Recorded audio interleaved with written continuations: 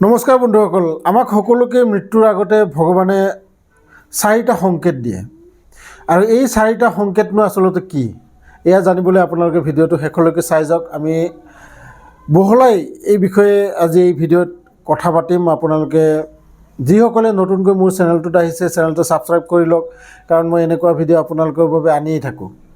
আহক ভিডিঅ'টো আৰম্ভ কৰোঁ আৰু ভিডিঅ'টো আৰম্ভ কৰিম আমি সুন্দৰ এটা কাহিনী লৈ, যিটো কাহিনীৰ জৰিয়তে মই আপোনালোকক বুজাবলৈ চেষ্টা কৰিম আচলতে ভগৱানে আমাক কি চাৰিটা সংকেত দিয়ে আৰু এই চাৰিটা সংকেতৰ গোটেইকেইটা আমি আমাৰ জীৱনত এই চাৰিটা সংকেত পাওঁই, কিন্তু আমি এই সংকেতবোৰ আওকাণ কৰি আমি জীৱনত আগবাঢ়ি গৈ থাকোঁ আৰু এদিন হয়তো হস্পিটেলত গৈ নহ'লে ঘৰতেই বেমাৰ আজাৰত পৰি আমি এদিন মৃত্যুমুখত পৰিবলগীয়া হয়, কিন্তু সেই চাৰিটা সংকেতক আমি আওকাণ কৰি থৈ দিওঁ। আহক ভিডিঅ'টো আৰম্ভ কৰোঁ। এজন বৰ চালাকী মানুহ, বহুত চালাক, সি মানে ইমান টেঙৰ যেন মানুহজন, টকা পইচা ধন সম্পত্তিৰ কোনো অভাৱ নাই, তথাপি সেই মানুহজনৰ মানে লোভ শেষ হোৱা নাই, সেই মানুহজনৰ মানে অহংকাৰ শেষ হোৱা নাই। আৰু হঠাৎ এদিন তেওঁলোকৰ ঘৰৰ সন্মুখৰে এজন বাবাজী বুলি আপুনি ক'ব পাৰে, হিমালয়ত বহুত বছৰ তপস্যা কৰি সেই ৰাস্তাৰে আহি আছিল আৰু আহি থাকোঁতে সেই মানুহজনে সেই বাবাজনক মাতি আনিলে, মাতি আনি তাত বহাই পেলাই খোৱা বোৱা কৰালে আৰু সেই বাবাজনক সুধিলে, বোলে আপুনি মৃত্যুৰ বিষয়ে কি ক'ব পাৰে? তেতিয়া সেই বাবাজনে ক'লে যে মৃত্যু সকলোৰে আহে আৰু এই মৃত্যু অহাৰ আগতে ঈশ্বৰে আমাক চাৰিটা সংকেত দিয়ে আৰু এই বুলি কৈ সেই বাবাজনে তাৰ পৰা উঠি গুচি যায়।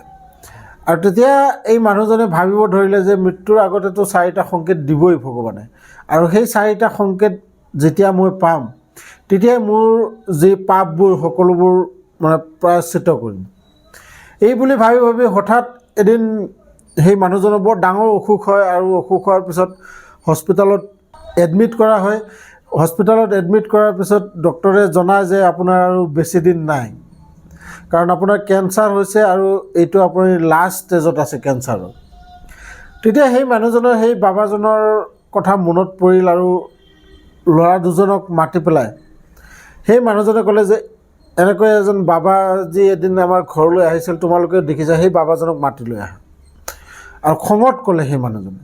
তেতিয়া সেই দুজনে গৈ গাড়ীৰে সেই বাবাজনক উঠাই লৈ আহিলে, উঠাই আহি সেই হস্পিটেলত লৈ আহে আৰু লৈ অহাৰ পিছত এই মানুহজনে, যিজন চালাক মানুহ হস্পিটেলত এডমিট হৈ আছে, তেখেতে সুধিলে যে আপুনিতো কৈছিলে বোলে চাৰিটা সংকেত দিব ভগৱানে মৃত্যুৰ আগতে, আপুনি মিছা প্ৰবচন কৰে, আপুনি মিছা কথা মানুহক কয়, আপুনি কিহৰ ইমান দিনে হিমালয় পৰ্বতত গৈ তপস্যা কৰি আহিলে, আজি মই একো সংকেত নোপোৱাকৈ হস্পিটেলত আহিহে মই গম পালোঁ যে মোৰ মৃত্যু হ'বলৈ আৰু বেছি দিন নাই।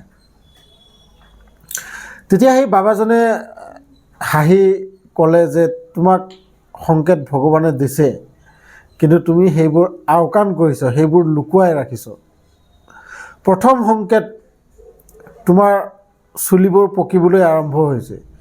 এয়া মানুহৰ প্ৰথম সংকেত যে চুলি যদি পকিবলৈ আৰম্ভ হৈছে এটা বয়সৰ পিছত, তেতিয়া আপোনাৰ আৰু এই মৃত্যু জীৱনত লৈ আপোনাৰ জীৱনটো আৰু বেছি দিন নাই।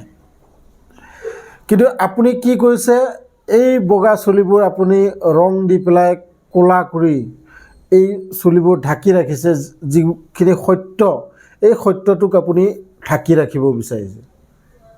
আৰু আপুনি সেই আগৰ নিচিনাকৈ যি মানে জীৱন কটাই আছিল সেই জীৱনেই আপুনি কটাই আছে। যেতিয়া আপোনাৰ চুলি বগা হ'বলৈ ধৰিছিল তেতিয়াৰ পৰাই আপুনি কিছুমান ভাল কাম কৰিলে হয়তো আপুনি পুণ্য লাভ কৰিলেহেঁতেন। তাৰপিছত ক'লে দ্বিতীয় সংকেত। দ্বিতীয় সংকেত এইটোৱেই, তোমাৰ চকু দুযোৰে তুমি কম দেখা পোৱা হৈ গৈছা, আৰু এই কম দেখাৰ বাবে তুমি কি লৈছা? চশমা।